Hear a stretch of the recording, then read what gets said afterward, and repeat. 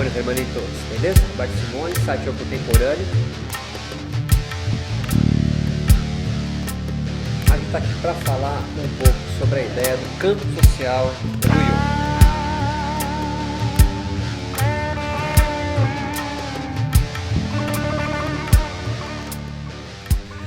Isso aí vem de Bourdieu, certo? Pierre Bourdieu vai dar esse conceito de campo. O que é um campo? O campo é uma área, um espaço onde há agentes que disputam o poder.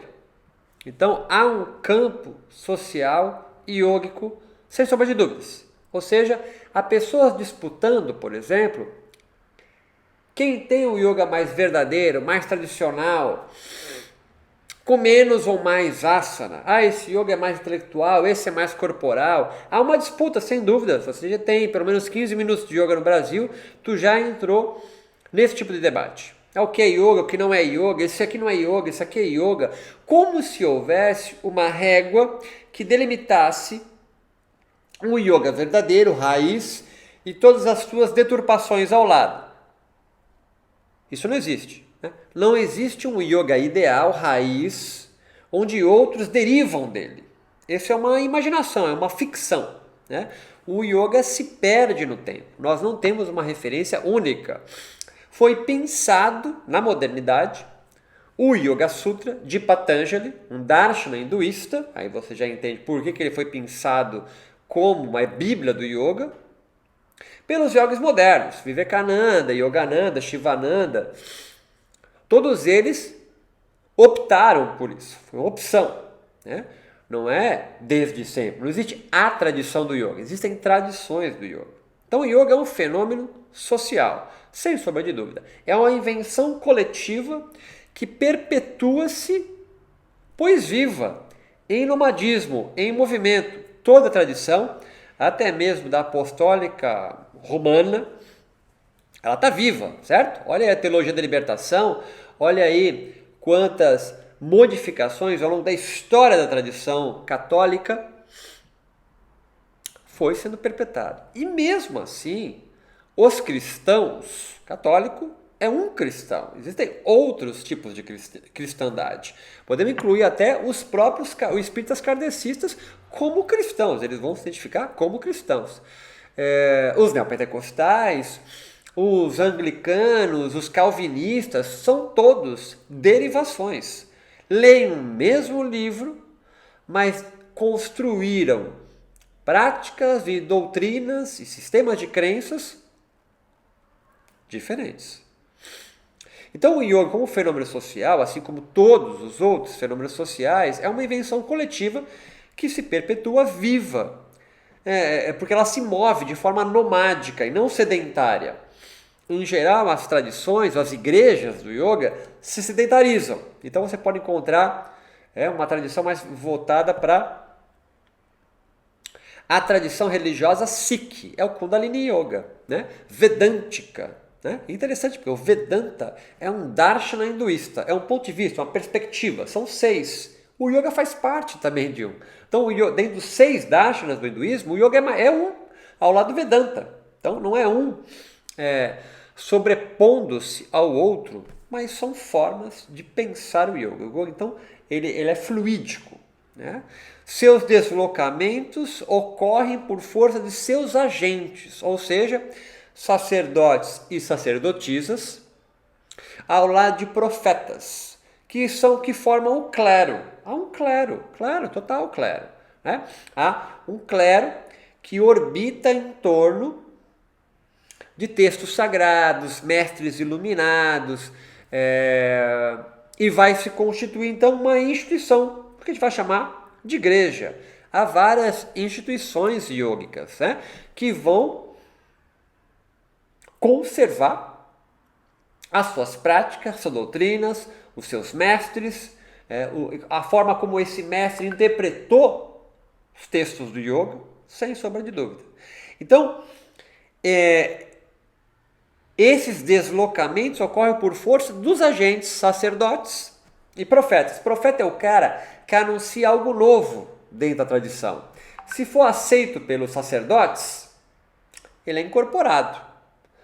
Vai se construir então uma uma nova forma de pensar, uma dissidência. Agora, se o profeta não é aceito, ele se desvincula, cria uma linha de fuga da tradição e vai construir uma seita ou um culto que anseia ser uma igreja. Esse campo e esses agentes vão disputar com os magos e as feiticeiras a atenção dos leigos. Então quem manda na parada são os leigos, porque eles que consomem os bens simbólicos espirituais do campo espiritual yoga. Tá ligado? Sacerdotes e profetas que compõem o clero vão comercializar bens simbólicos do yoga. Samadhi, Kaivalya, Moksha, qual é o conceito certo, até como alcançar este estado, essa experiência, o que é que seja.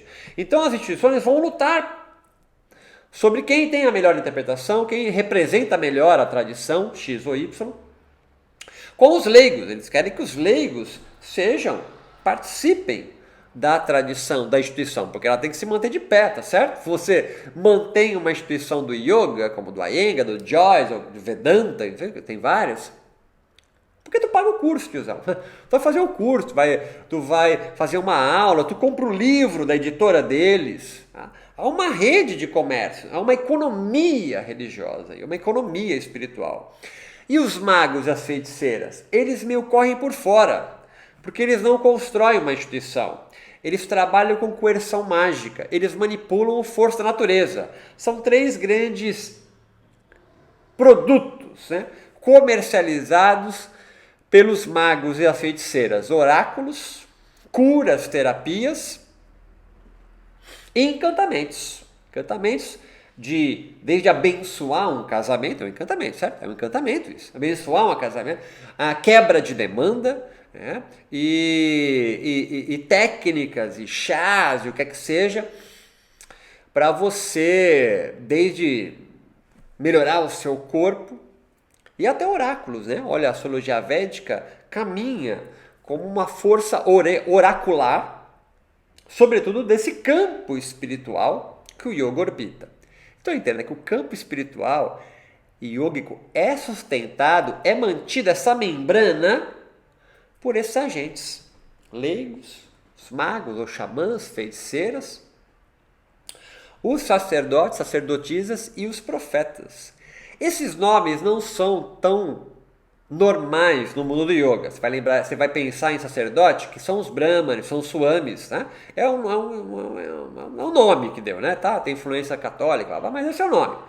Agora, em geral, os magos, xamãs, feiticeiros e feiticeiras no yoga, você vai encontrar com o nome de professor de yoga. O professor de yoga, em geral, é um feiticeiro. Quando ele não está atrelado a uma tradição. Então o que ele vende lá? Ele vende bem-estar para você, tio.